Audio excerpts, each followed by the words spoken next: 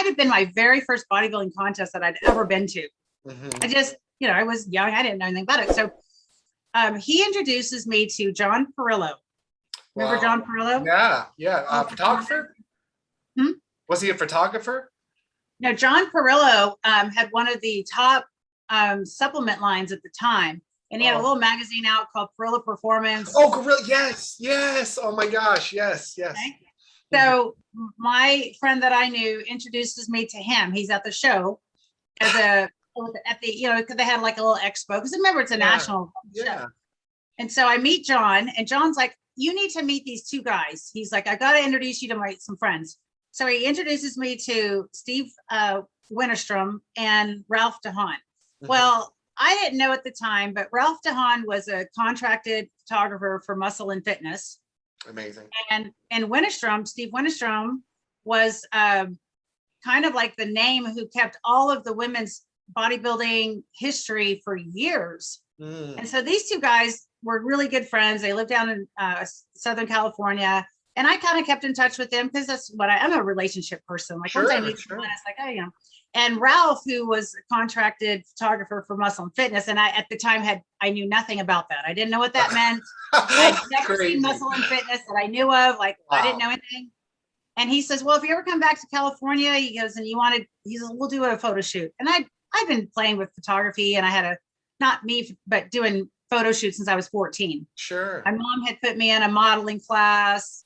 A little country girl, modeling class that was at the hair salon. And then I had gotten in touch with an agency here in San Antonio when I was in my early 20s, when I came back from college. So I had very small little things. I'd gotten on a couple of little commercials, all San Antonio stuff, but I didn't really have the right look because I was more muscular. And at the time muscles weren't really in. It was like the skinny bikini body was in. It wasn't like the real muscular. So here in San Antonio, it was like that kind of, you either had to be Hispanic or skinny, bikini looking girl. And I was not either of those. Right. So I didn't really fit the mold for the agencies here in town. But anyways, I had got a couple little things. And so when I met Ralph out there in California, that was a winter of 93. And then I get into 94, I decide I'm going to compete in, because I ended up competing in 93. And then I decided I was going to do the Venice show in Venice, California. That was June of 94. Well, this is a funny little story. Around March or April 94, my girlfriends, there was 5 of us girls. We take a trip. Mind you, we're all like 23, 22, 23. We take a trip, 5 of us crazy girls, to California, and we stay out there for like 5 days. And we stay in one little hotel room, 5 of us. I know, right? You can imagine. Shopping. I mean, we had rented a car. No one sleeps. And we were all cute. I have to say, we were all very cute. And so we went out every night and did all the, LA thing. Sure. Well, at the end of the trip, my best friend and I go down to San Diego and do a test shoot with Ralph DeHaan. Wow. I mean, I didn't realize that you do the photo shoot first and then you go do your party time. Yeah. But what happened is I ended up doing we went and did the shoot, and I had her go with me because I was like, I don't know this guy. But So we did a shoot, and the pictures actually turned out, and they actually ended up in the Muscle and Fitness magazine a couple times. Your first shoot. Amazing. I know, right? And then he says, well, he goes, if you ever come back to California, let me know and we'll shoot again. So it's okay. So a few months later, I come to Venice, I compete, I win. And I had booked another shoot with him. Again, my girlfriend goes down with me, and we're going to do this photo shoot with him. Well, that time he says, hey, listen, I've got a guy, Dennis Newman, that I'm shooting. Newman. Wow. Yeah. He's like, I'm shooting this guy, Dennis Newman. Can you stay an extra day? He didn't tell me until I got there, because I think he wanted to see how I looked, right? It wasn't going to shoot. Like in his mind, he's like, I don't want to shoot her if she's not in good shape or whatever. And so he had asked if I could stay an extra day. And I remember my girlfriend and I talking about it. And I was like, well, we can stay. Back then in the 90s, you could change flights, no big deal. Right. And so we decided to stay another day and see what this was all about. And I didn't know who Dennis Newman was. I didn't know what it meant to shoot with a guy or anything like right? Yeah. He was probably fresh off the USA's or something himself, or wow. That's amazing. This one. Monica, I may have bought that magazine. I may have owned that. Yeah.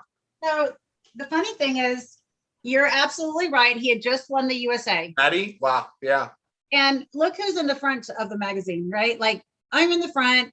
Yeah. Mind you, this is my own hair and makeup, my own little thing. And like, we didn't, he didn't have anyone there to shoot, but I show up and I'm like, who's Dennis Newman? And I didn't even know, like, we just doing these photos. I had no idea it could be a cover.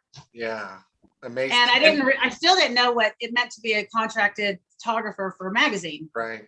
And not to interrupt you, but I want to, for everybody too, if they're not aware, if they're not already aware, Monica went on to be on the cover of more than 100 international magazines. So she was extremely successful, unbelievably marketable, and that's in like a huge feat. That's a lot. She deserves a lot of recognition for that. And again, earlier when I made the correlation to Samir and Chris Dickerson and stuff, I really mean that, because she not only achieved in her own right the pinnacle of what she could in her sport, just like they did, but moreover, she transcended the sport by being a cover model. She was marketable to the everyday average Joe, the mom in the store, everybody.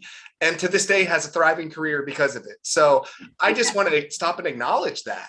So sorry, please. Yeah, sincere. I appreciate it. Yeah.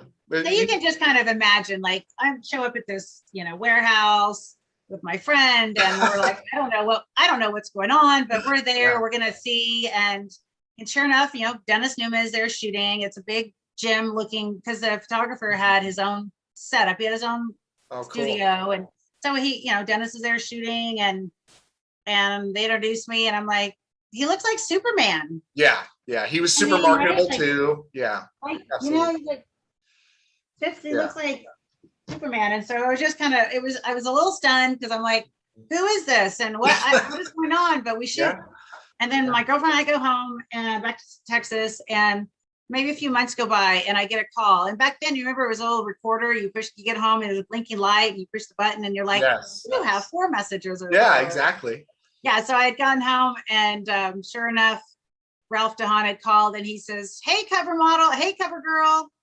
Amazing. Just thought I'd let you know you're going to be on November 94 cover of Muscle and Fitness. I really didn't know what that meant. I was just like, what is that?